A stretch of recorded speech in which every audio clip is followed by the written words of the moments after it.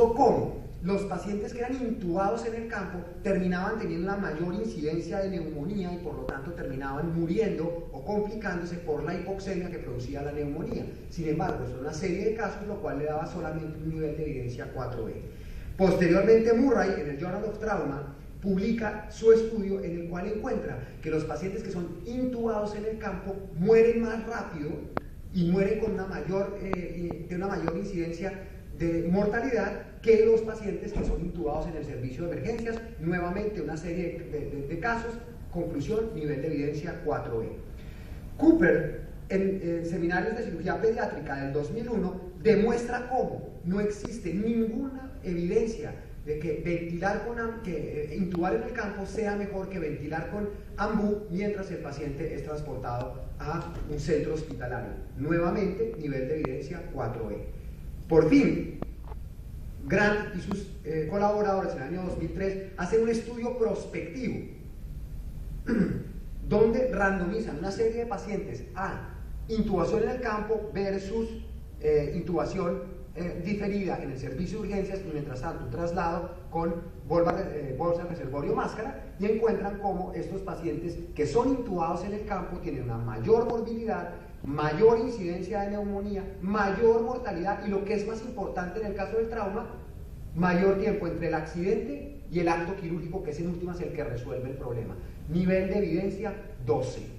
Es decir, hoy en día tenemos claro que los pacientes con trauma de cráneo no se intuban en el campo, mucho menos con instrumentos que no sean tubo orotraqueal, pero que son de disponibilidad para el médico de emergencias o para el médico, sobre todo para el médico de prehospitalaria, que es o el combitubo o la máscara laringea, porque ellas no protegen la vía aérea y tampoco aseguran una estabilidad del tubo durante el traslado hacia el hospital. Ahora bien, cuando uno llega al hospital, ¿qué pasa con las intubaciones? Y este estudio de la anestesia y analgesia, que está publicado por el doctor Mort, es sumamente importante. ¿Por qué? Porque tenemos claro que el que aborda la vía aérea en el servicio de urgencias es el experto en vía aérea. Que es que yo soy muy avesado y yo quiero intubar. Aprenda a intubar en otros pacientes y después venga a intubar trauma de cráneo. ¿Por qué? Porque es que aquí lo vemos. Vemos cómo cuando nos demoramos en lograr la intubación efectiva, se hacen 2 o más de 2 intentos de intubación, encontramos cómo la hipoxemia crece en 70%, en 60% se incrementa la hipoxemia, y ya vimos que la hipoxemia es uno de los enemigos letales del cerebro. Hipoxemia severa pasa de 1.9 a 28% con más de 2 intentos de intubación. Intubación esofágica, miren esto, se multiplica por 100 la intubación esofágica. La regurgitación, la broncoaspiración, el Mendelssohn y todo lo que viene de ahí en adelante pasa del 1.9 al 22%. Es decir, cuando yo no soy un experto en abordar la vía aérea del paciente con trauma de cráneo, que además frecuentemente es un trauma craneofacial, yo estoy en presencia de una vía aérea difícil, predecible. Si la vía aérea, como dice el doctor Mort, la vía aérea difícil es un diagnóstico clínico. La vía aérea fallida es una experiencia dramática. Yo puedo prever que tengo un paciente con vía aérea difícil. El Malampati, la apertura bucal, la movilidad del cuello, la distancia tiroidea, todas esas medidas que conocemos para la vía aérea difícil son perfectamente predecibles, pero es que un trauma de cráneo ya lo hace una vía aérea difícil por 2 razones. Primero, vuelvo y repito, porque la mayoría de estos pacientes tienen trauma craneofacial, y segundo, porque estos pacientes tienen estómago lleno por definición. Conclusión, debo ser un experto en abordar la vía aérea. Pero cuando yo me meto a abordar la vía aérea y no me di cuenta que era una vía aérea difícil, estoy en el escenario de la vía aérea fallida, que es el mejor escenario para que el paciente se le muera, y se le muere en la sala de urgencias. Por lo tanto, la intubación debe ser hecha por alguien que sepa lo que hace. Miren la incidencia de todas las complicaciones, incluyendo el paro cardiorrespiratorio y la muerte, son muchísimo mayores con solo 2 intentos de intubación. Y además vuelvo y recuerdo que lo que tenemos nosotros como conocimiento oral, que nos han venido diciendo toda la vida, pero que nadie lo ha sustentado, es que uno debe hacer al menos 3 intentos de la vía aérea. No, ya tenemos evidencia de que el máximo de intentos deberían ser 2. Por lo tanto, si yo fallo en el primero, ya alguien debe estar asumiendo la vía aérea de ahí en adelante, porque si no, ya serían 3 intentos 2 fallidos míos y 1 de la persona que va a intubar. Por eso es que en Colombia, y yo sé que en otros países de Latinoamérica nos llevan ventaja, hemos venido presionando la aparición de posgrados de medicina de emergencias. Yo tuve la suerte de crear el segundo posgrado de medicina de emergencias en el país, a pesar de que no soy emergenciólogo, y hoy en día en el hospital trabajan 5 emergenciólogos que manejan el departamento de urgencias. ¿Por qué? Porque una vez que usted tiene médicos de emergencias en urgencias y además tiene un protocolo de vía aérea, miren cómo se disminuye el número de intentos y las repeticiones de intentos en la medida en que va mejorando la capacidad de estos médicos para atender los enfermos. Por lo tanto, hay que entrenarse en el manejo de la vía aérea difícil, y para eso en Anestesia del 2004 están publicadas las guías de la Sociedad Americana de Anestesia. ¿Qué hago una vez que voy a decidir intubar un paciente? Y aquí traigo el adagio de un viejo profesor mío de cuidado intensivo que me decía: cuando usted piense que el paciente debe intubarse, ya debería tener un tubo. No demoren la intubación. Es que después llega el neurocirujano y como yo no tengo esa edad, mire, el neurocirujano necesita 3 datos: cuál era la posición motora, cuál era el grado y cómo estaban las pupilas. Yo no necesito más para tomar una decisión quirúrgica.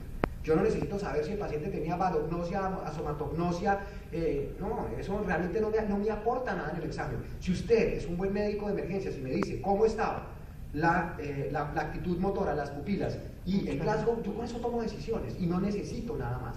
Una vez que uno va a intubar, debe acceder siempre a intubaciones con en trauma de cráneo con una estrategia de protocolo de intubación rápida. Y para eso utilizamos la lidocaína, el opiácido, la atropina solamente en casos de bradicardia severa por debajo de 50 latidos por minuto. De lo contrario no, porque podría aumentar el gasto cardíaco y ese aumento producir más hiperemia cerebral e hipertensión endocraniana.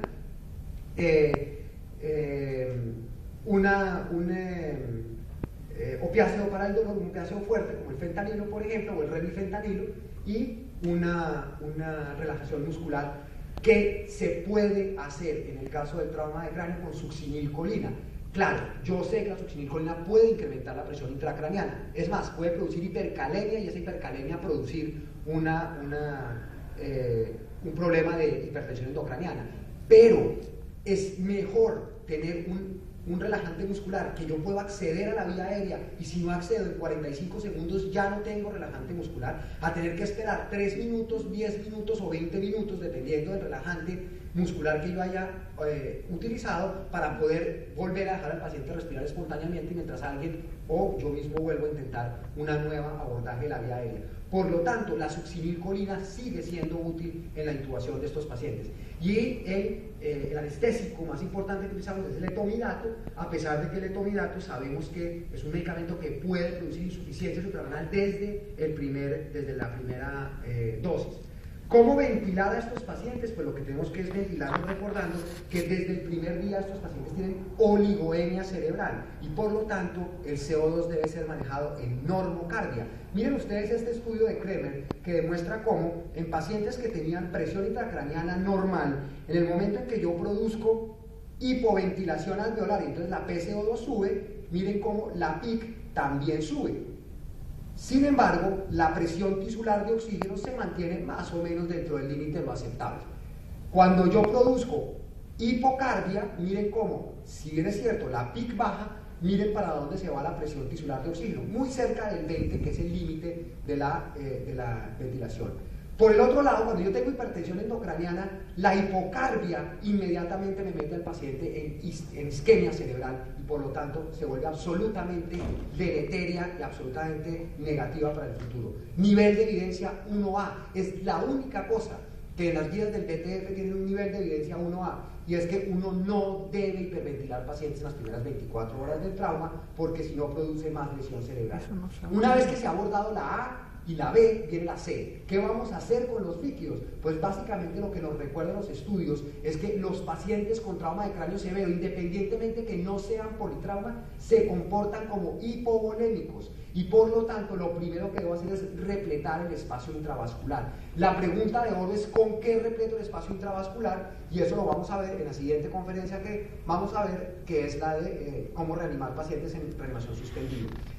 La hipotensión, ya lo sabemos, es muchísimo más deleteria que la hipoxemia porque dobla la mortalidad que la que ya tiene la hipoxemia, es decir, cuadruplica la mortalidad